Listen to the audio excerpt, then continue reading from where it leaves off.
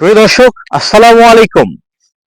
দেখুন, এই যে হলুদ যে বৃক্ষগুলো দেখতে পাচ্ছেন, এই বৃক্ষের উপরে জন্মে আছে, এটা হলো পরগাছা উদ্ভিদ। এটার নাম হচ্ছে আলোকলতা, অনেকে বলেন স্বর্ণলতা।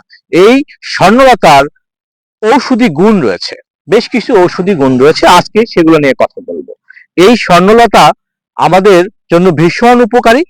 এটি কৃমিনাশক এবং রক্তের শর্করা নিয়ন্ত্রণ করে, ডায়াবেটিস কমাতে সাহায্য করে, ত্বক এবং পেটের জন্য এটা ভালো। এটি চুলকানি এবং ঘা পশলা সারাতে সহযোগিতা করে। সাম্প্রতিক সময়ে এই স্বর্ণলতাকে নিয়ে গবেষণা চলছে, এটি ক্যান্সারের ওষুধ হিসেবে ব্যবহারের জন্য। এটা ক্যান্সারের ওষুধ হিসেবে গবেষণার জন্য ব্যাপকভাবে পরীক্ষা নিরীক্ষা চলছে।